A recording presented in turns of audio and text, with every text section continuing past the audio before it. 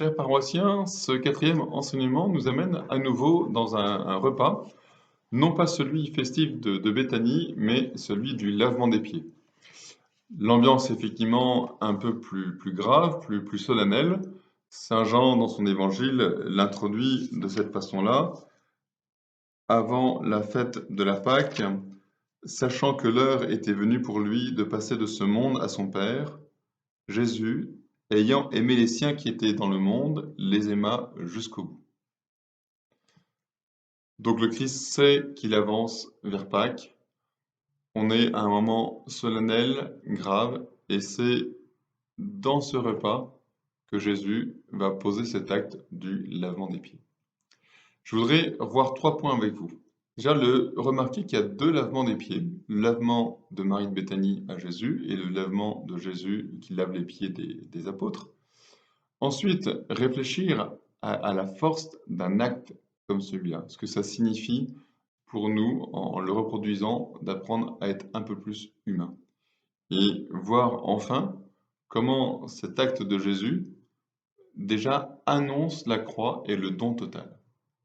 Alors effectivement, il se trouve que par providence, je me suis retrouvé à relire avec vous 2 textes où 2 fois on a ce lavement des pieds. Et il m'est passé par la tête l'idée que peut-être c'est Marie de Béthanie qui, avec son geste, avait donné l'idée au Christ de faire lui-même ce geste auprès de ses apôtres. Ça peut paraître un peu saugrenu, mais il reste que Jésus apprend à grandir en humanité. De même qu'il a appris à lire, à écrire, à parler, etc., eh bien, il a appris toute la tendresse qu'il a, la délicatesse. C'est évidemment, il l'a évidemment appris avec la Vierge Marie.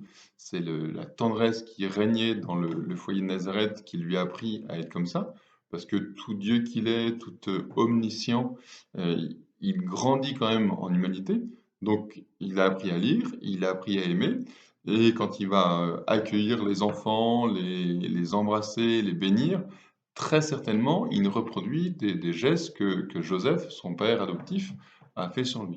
Donc, vous voyez, ce que je veux pointer, c'est comment nous aussi, on apprend à grandir en humanité avec des gestes. Et ça peut être des gestes qu'on a appris de nos parents, qu'on a appris de notre entourage, ou des gestes qu'on continue. Si on n'a pas toujours eu la chance d'avoir des parents aimants, d'avoir une famille avec cette tendresse, il reste qu'il y a des gens autour de nous, du monde qui vit, et on peut nous aussi apprendre de dire, tiens, voilà un geste qui est beau, un geste que j'ai encore jamais posé et que je pourrais essayer de faire. Première chose. Poser des gestes de cette façon, c'est important parce que c'est avec des actes qu'on va vraiment apprendre à être libre, c'est-à-dire à agir comme homme.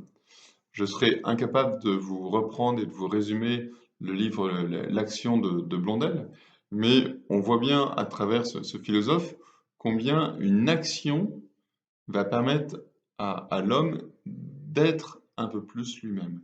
Vous voyez comment on passe, pour avoir un langage peut-être un peu plus thomiste, de la puissance à l'acte.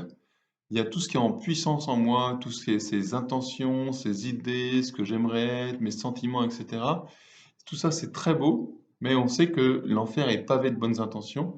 Et bien, comment j'apprends de passer de ces intentions à des actes? Et chaque fois que je vais, comme le Christ, comme Marie Béthanie, mais même dans des gestes plus simples, poser un acte qui m'engage, qui engage mon corps, alors je passe de beaux sentiments à des choses réelles, concrètes. Et c'est comme ça que je construis ma vie. J'aime cette expression de poser un acte parce que pour moi, chaque fois qu'on agit avec une action qui est significative, qui est pensée, où je vais vraiment mettre en œuvre un sentiment, un désir et le réaliser concrètement, c'est comme si je posais une pierre pour construire un édifice et c'est l'édifice de ma vie. Et ça, c'est primordial pour notre vie de savoir réfléchir et comment je sais mettre en œuvre certains gestes qui ont du sens. Et le sens ultime de tout ça, pour comme le Christ apprendre à aimer jusqu'au bout, et bien le sens ultime, il n'y a pas de plus grand amour que de donner sa vie, et bien ça va être petit à petit, progressivement, d'entrer dans ce don de la vie. Et le Christ, quand il lave les pieds de ses disciples, il est en train de nous préparer, de les préparer et de nous préparer au don de la croix. Parmi tous les tableaux représentant la scène, il y a celui de Dali. Je ne suis pas forcément un grand fan de ce peintre, mais ce que j'aime beaucoup dans ce tableau, c'est le fait de superposer la scène avec le partage du pain et du vin, ceci est mon corps, ceci est mon sang, avec derrière la croix, le corps du Christ qui est là sur la croix, où c'est pas exprimé, mais c'est dit, là aussi sur la croix, le Christ dit, ceci est mon corps, ceci est mon sang.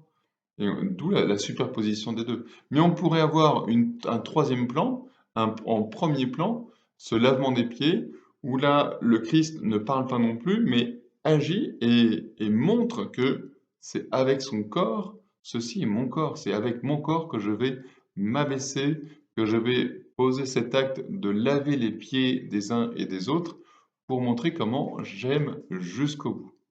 J'aime jusqu'au bout en m'abaissant pour faire ce geste de l'esclave qui lave les pieds des autres. J'aime les autres jusqu'au bout en posant cet acte incroyable du partage du pain et du vin. Ceci est mon corps, ceci est mon sang.